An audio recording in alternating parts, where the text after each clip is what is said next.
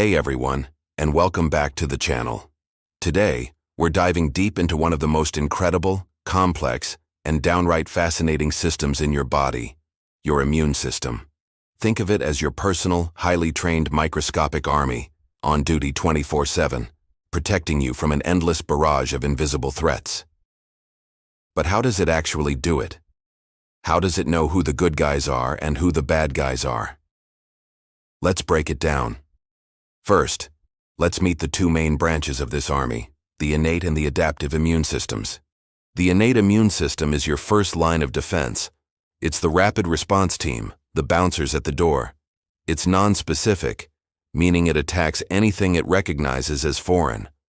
This system includes physical barriers you can actually see and feel, like your skin, a tough waterproof shield. Then you have mucus in your nose and throat, which traps invaders like flypaper. Even your tears and saliva contain enzymes that can break down bacteria. But what happens when something gets past these outer walls? That's when the innate system's cellular soldiers spring into action. You've probably heard of white blood cells, right? Well, some of the key players here are called phagocytes, which literally means eating cells. Macrophages are the big eaters, patrolling your tissues, gobbling up cellular debris and any pathogens they find. Neutrophils are another type. They're like the fanatical foot soldiers. They're usually the first to arrive at the site of an infection, swarming in, consuming invaders, and then they basically self-destruct, which is a major component of pus. Gross, but effective. This innate response also triggers something we're all familiar with: inflammation. When you get a cut and it becomes red, swollen, and warm, that's your innate immune system at work. It's sending more blood flow to the area, bringing in more of those warrior cells, and making the blood vessels a bit leaky so the cells can get out and fight the infection right where it's happening. It's a sign that your body is fighting back hard. Now, the innate system is amazing, but it's a bit like using a sledgehammer for every problem. It doesn't have a memory. It fights the same germ the same way every single time. For a more sophisticated, targeted attack, we need the second branch, the adaptive immune system. This is your special forces unit. It's slower to respond the first time it encounters a new enemy, sometimes taking days to fully mobilize. But its defining features are specificity and memory. It learns to recognize specific enemies and creates a custom-tailored response to eliminate them. And crucially, it remembers them. This is why you usually only get diseases like chickenpox once. The stars of the adaptive system are another type of white blood cell called lymphocytes. There are two main kinds, B cells and T cells. Let's start with B cells. These cells are like your intelligence agency and weapons manufacturers combined. When a B cell encounters a specific invader, say the chickenpox virus, it gets activated. With help from other immune cells, it starts to multiply and transform. Some of them become plasma cells, which are essentially antibody factories. Antibodies are incredible little proteins. You can think of them as highly specific targeting missiles. They are shaped to lock onto a very specific part of the pathogen, called an antigen. Once an antibody locks on, it doesn't usually kill the invader directly. Instead, it acts like a tag, marking the pathogen for destruction. It's like painting a big, bright target on the enemy, signaling to those big eater phagocytes, "Hey, this one's a bad guy. Come and get it." Antibodies can also neutralize threats directly by clumping them together so they can't function, or by blocking them from entering your body's cells. Now for the T cells.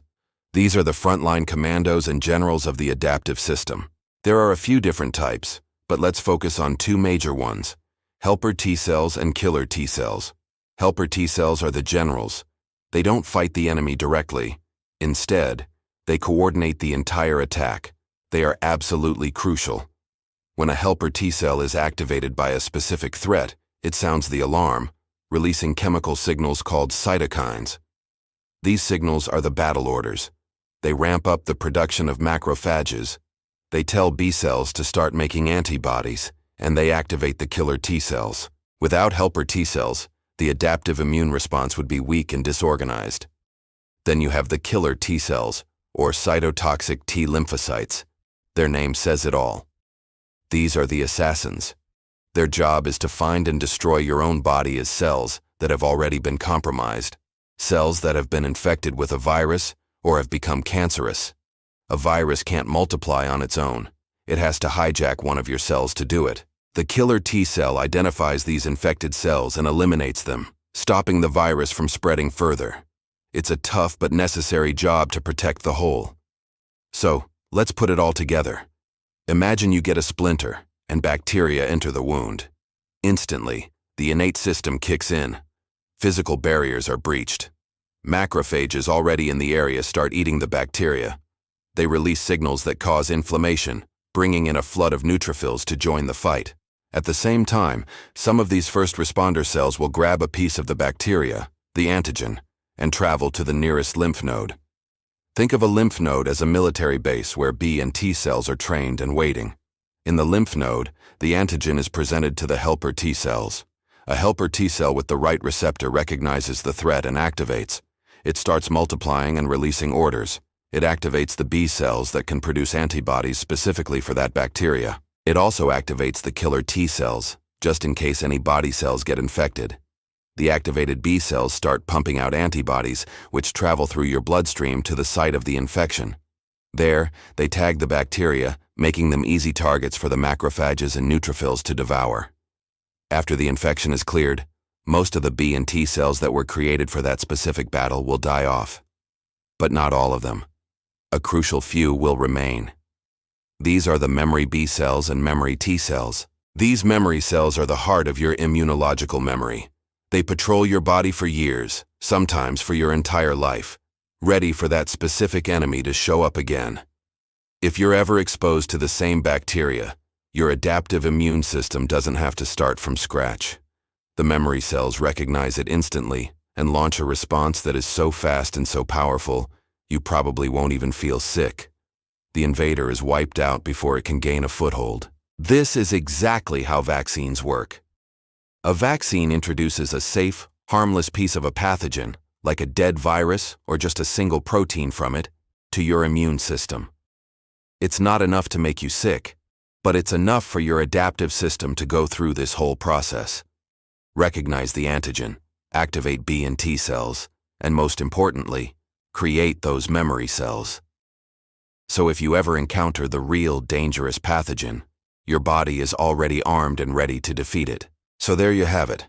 From the simple, brutal force of the innate response to the intelligent, specific, and memorable strategy of the adaptive response, your immune system is a beautiful and coordinated symphony of defense. It's a constant, silent war being waged inside you, all to keep you healthy and safe. It's a testament to the incredible engineering of the human body. Thank you so much for joining me on this deep dive into the immune system.